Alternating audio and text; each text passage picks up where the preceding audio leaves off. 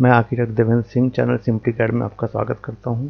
आज हम जानेंगे अपने सिस्टम को स्पीड अप करने के बारे में। जब हम नया सिस्टम लेते हैं तो सब कुछ बहुत अच्छे से काम करता है। फाइल जल्दी लोड होती हैं, सेव होती हैं, प्रोग्राम जल्दी खुलते हैं, सब कुछ बढ़िया से चलता है। लेकिन कुछ टाइम के बाद जब हम इसमें कुछ और प्रोग्राम्स लोड कर देते हैं और थोड़ा हम काम कर लेते हैं, इसके अंदर इसमें नंबर ऑफ़ फाइल्स बढ़ जाती हैं, तब ये सिस्टम थोड़ा स्लो परफॉर्म करने लगता है।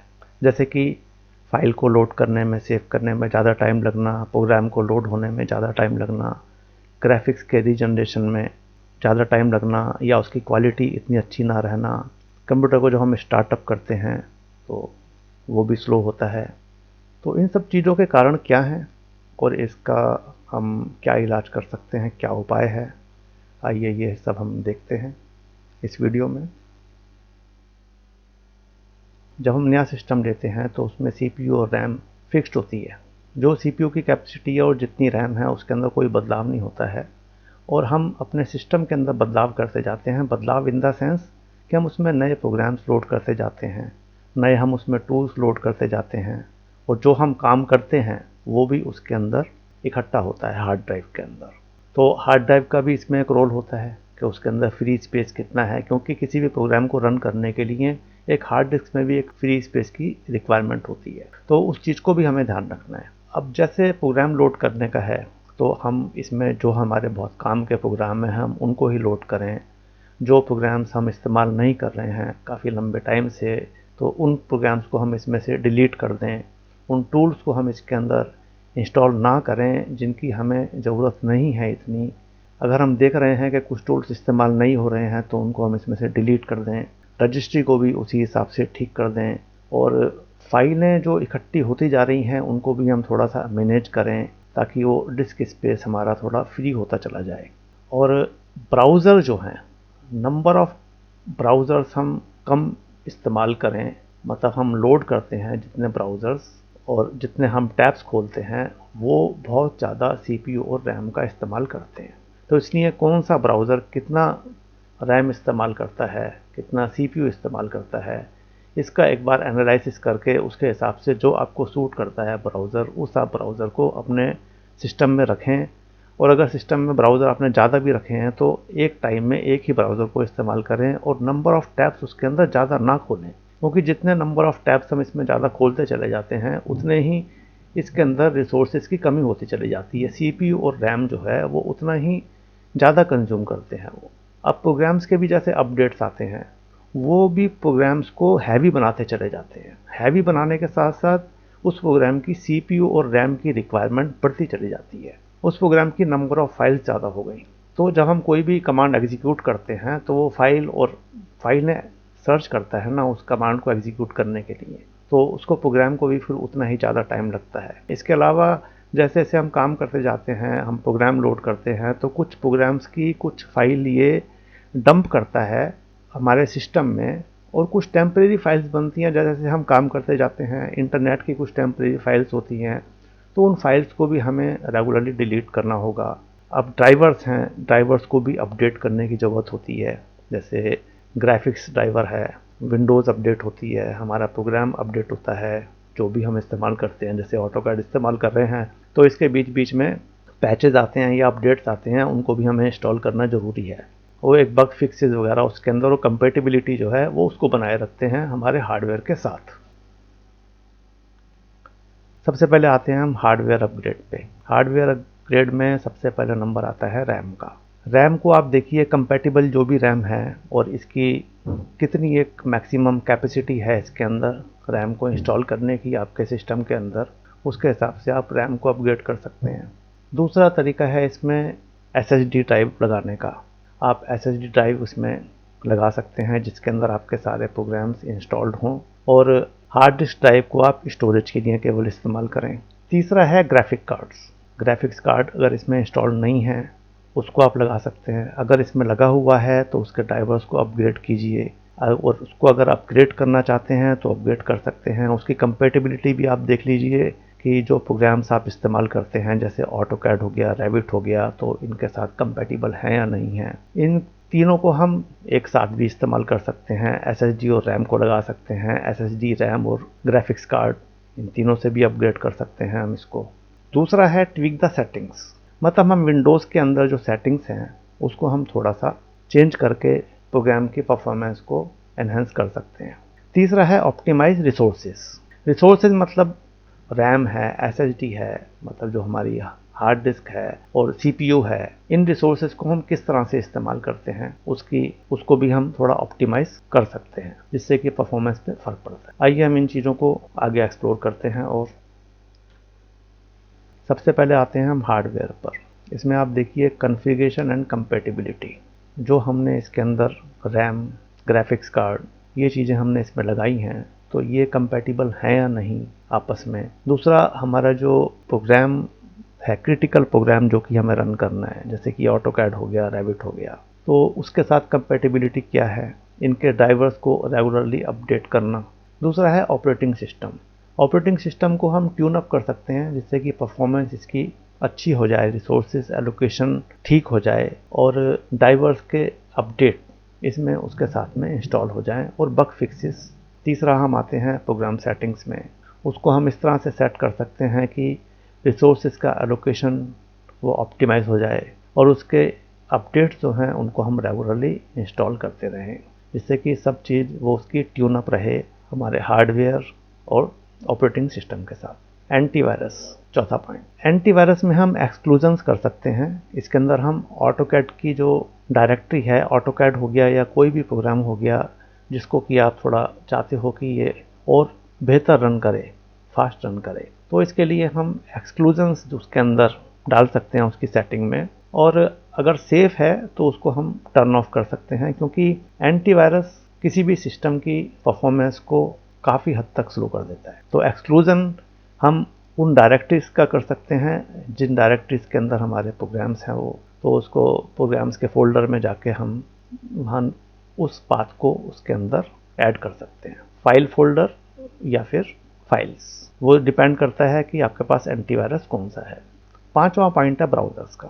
ब्राउज़र्स कम से कम इसमें इस्तेमाल कीजिए, अगर हो सकता है तो एक ही ब्राउज़र से काम चलाइए, इंस्टॉल भी एक कीजिए और ओपन भी एक ही कीजिए, और उसके अंदर नंबर ऑफ़ टैब्स कम रखिए, और जो टैब्स आप इस्तेमाल नहीं कर रहे हैं काफ़ी टाइम से उनको आप बंद कर दीजिए। ब्राउज़र्स एक बहुत बड़ा रिसोर्सेज कंज्यूम करने वाला आइटम है।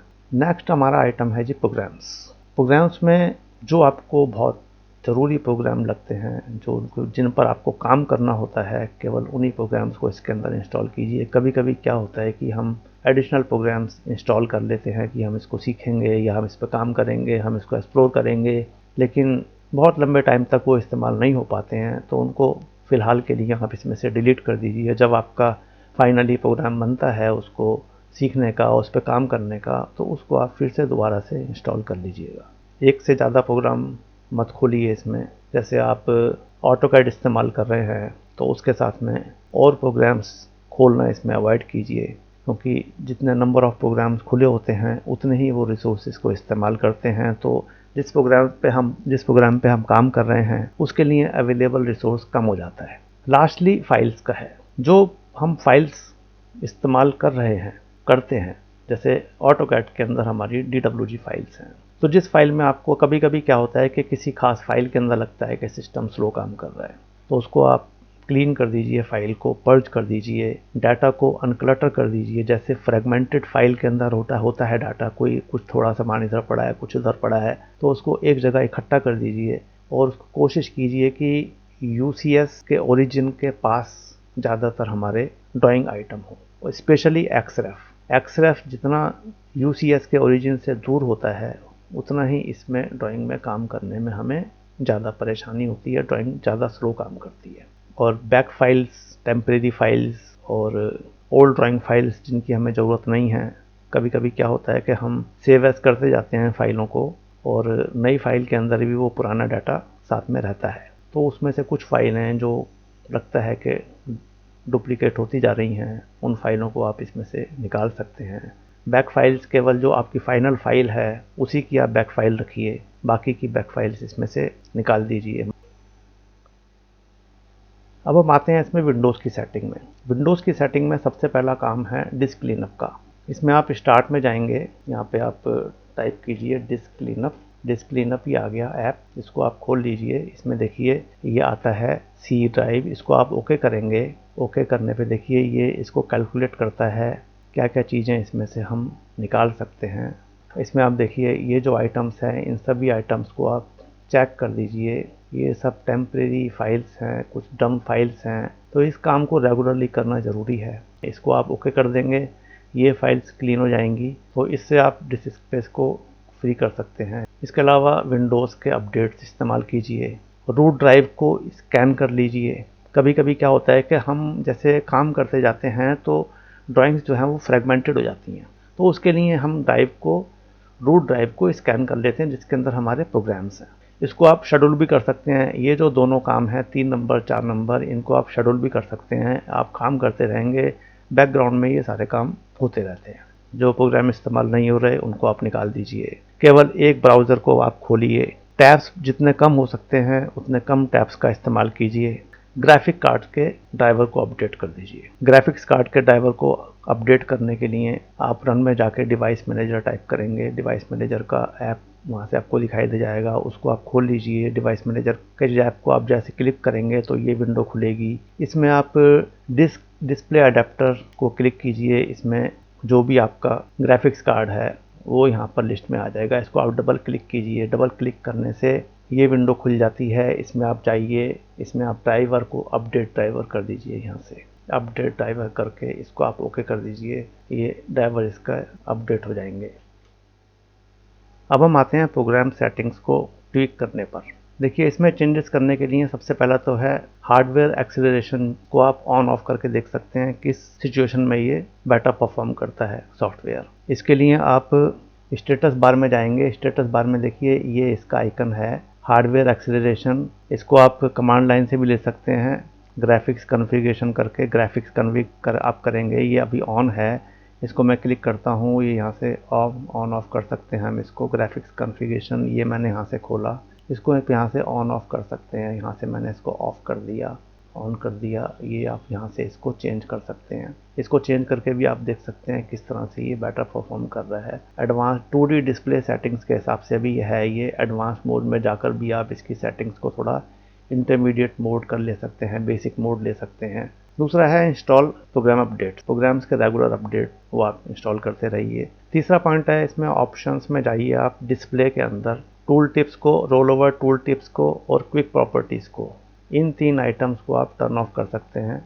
अगर नहीं कर सकते हैं सबको तो इसमें देख लीजिए किस किस को आप टर्न ऑफ कर सकते हैं, उनको टर्न ऑफ कर दीजिए। नेक्स्ट आइटम है नेटवर्क पाथ। ऑप्शंस में, फाइल्स में, सपोर्ट फाइल्स में, सपोर्ट फाइल सर्च पाथ जो है उसके अंदर क्या होता है कि अगर आप ऑफिस के अंदर काम कर रहे हैं एक नेटवर्क के ऊपर तो इसमें कुछ पाथ इसमें नेटवर्क के भी आते हैं, तो उन नेटवर्क पाथ को आप उसमें से रिमूव कर सकते हैं। देखिए ऑप्शन में जाएंगे हम, ऑप्शन में फाइल्स में सपोर्ट फाइल सर्च पाथ। अगर उस पाथ में कुछ ऐसा नहीं है जो कि आपके ऑटोकैड पे चलने पे फर्क डालता है तो उन पाथ को आप इसमें से डिलीट कर सकते हैं, रिमूव कर सकते हैं। नेक्स्ट है third party plugins. Third party plugins इसमें से आप निकाल सकते हैं। इसके अलावा ड्राइंग को आप पर्ज करते रहिए, रिपेयर कर दीजिए, ऑडिट कर दीजिए फाइल को। एक्सरेफ को यूसीएस के ओरिजिन के पास ले आइए और एंटीवायरस के अंदर एक्सक्लूजन सेट कर दीजिए। अब देखिए इसके अंदर जैसे एंटीवायरस है ये, इसको मैं राइट क्लिक करता हूँ, इसमें change settings, real time scanning में गया मैं,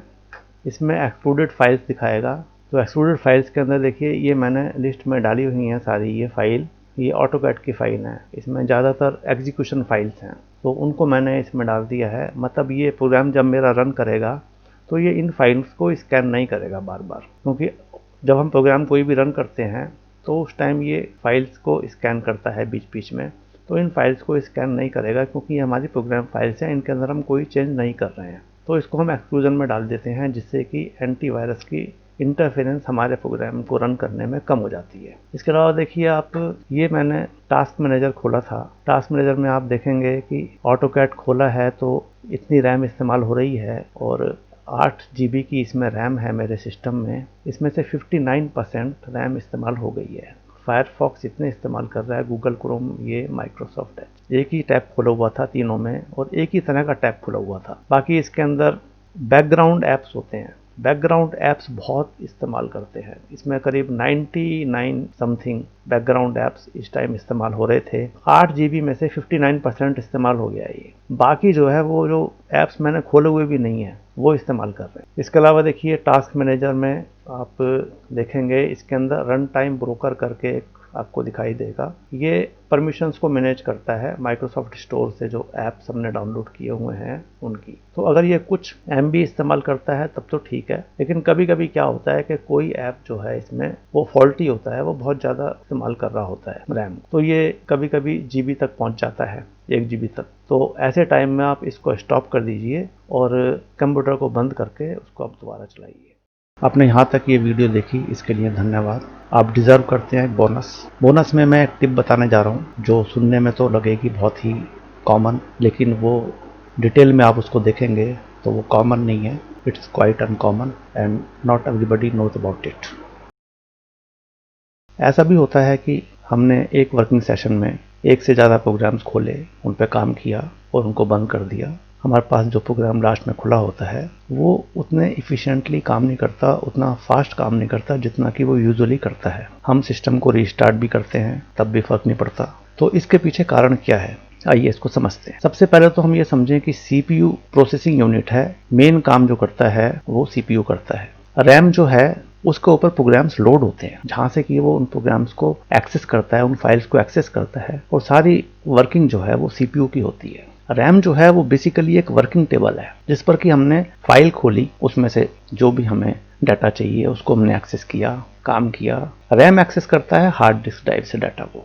अब CPU जब काम करता है तो जो डाटा इसको फ्रिक्वेंटली चाहिए होता है उस डाटा को ये टेम्परेरीली L1 कैश में स्टोर करता है। ये 3 मेमोरी इसके साथ में एडिशनल होती हैं, 3 भी हो सकती हैं, 1 भी हो सकती है, लेकिन आजकल ज़्यादातर 3 आती हैं। Level 1, level 2, level 3। Level 1 cash CPU के बिल्कुल साथ में होती है, शॉर्टेस्ट डिस्टेंस। तो इस पर जो डाटा वो स्टोर करता है वो उसको बहुत फ्रीक्वेंटली चाहिए होता है CPU को, तो प्रोसेसिंग इसकी फास्ट हो जाती है, इसकी इफिशियंसी बढ़ जाती है CPU की। उसके बाद आती है लेवल 2 कैश मेमोरी। L2 जब फुल हो जाती है तो वो कुछ डाटा को L2 में स्टोर करता है, इसी तरह वो L3 में स्टोर करता है लेवल 3 में। और रैम का भी इस्तेमाल होता है। रैम के अलावा वर्चुअल मेमोरी भी इस्तेमाल होती है कभी कभी, जो कि हार्ड डिस्क के अंदर या SSD आपके पास अगर है तो उसमें जो भी आपकी बूट ड्राइव है या वर्चुअल मेमोरी आपने जैसे भी असाइन की है उसके हिसाब से वो आपके C ड्राइव में भी हो सकती है, D में भी हो सकती है, E में भी, और तीनों में भी इस्तेमाल हो सकती है। वो आपके कॉन्फ़िगरेशन के ऊपर डिपेंड करता है वो। तो CPU के साथ में L1 मेमोरी, लेवल 1 कैश, इसमें जो डाटा होता है, और लेवल 2, लेवल 3 जब हम कंप्यूटर को रीस्टार्ट करते हैं तो इसमें से डाटा कुछ टाइम के लिए स्टोर रहता है, क्योंकि रीस्टार्ट करते हैं तो कंप्यूटर हमारा पूरी तरह स्विच ऑफ नहीं होता, उसके अंदर कुछ करंट होता है, CPU में कुछ करंट पहुंच रहा होता है। तो ये L1, L2, L3 कैश के अंदर डाटा जो है वो स्टोर रहता है। तो जब हम बहुत सारे प्रोग्राम खोलते हैं तो ये लेवल 1 से लेवल 3 कैश जो हैं ये फुल हो जाती हैं और इसमें नए प्रोग्राम के हिसाब से डाटा एक्सेस करने में दिक्कत होती है CPU को, जिससे कि सिस्टम स्लो हो जाता है। इसके लिए सबसे बढ़िया तरीका ये है कि हम कंप्यूटर को रीस्टार्ट करने के बदले हम इसको शट डाउन करें। केवल शट डाउन ही नहीं करना है, शट डाउन करने के बाद हमें CPU पर जो पावर सप्लाई हो रही है हमें उसको भी बंद कर देना है, मतलब हमको UPS भी बंद कर देना है। UPS या जो भी पावर सॉकेट है उससे भी हमें सप्लाई को बंद कर देना है, उसको बोलते हैं कोल्ड बूट। अब हम अपने सिस्टम को जब स्टार्ट करेंगे सारी कैश मेमोरी क्लियर हो चुकी होती हैं और ये बिल्कुल फ्रेश स्टार्ट होता है सारा सिस्टम। नए प्रोग्राम के हिसाब से जो भी आपने लोड किया उसके हिसाब से ये सारी कैश मेमोरी इस्तेमाल होती हैं, सिस्टम की इफ़िशियंसी बढ़ जाती है। इसको आप जब कभी ये दिक्कत आती है इसको आप इस्तेमाल करके देखिएगा। और इसके अलावा ये जो मैंने आपको बताया है लेवल 1, 2, 3 कैश मेमोरी, इसको आप नया सिस्टम लेते टाइम भी इन चीज़ों पर गौर कीजिए कि इसके अंदर कैश मेमोरी कितनी है। CPU के साथ कंपैरिजन, CPU को तो आप कंपेयर करते ही हैं, CPU के साथ में आप उसकी लेवल 1 से लेवल 3 कैश मेमोरी जो है उसको भी आप कंपेयर कीजिए। सबसे इम्पोर्टेंट है इसमें लेवल 1 कैश मेमोरी। उम्मीद करता हूँ ये आपको टिप अच्छी लगी होगी। अगर आपको ये टिप अच्छी लगी तो इस वीडियो को लाइक कीजिए, सब्सक्राइब कीजिए, शेयर कीजिए। Thank you.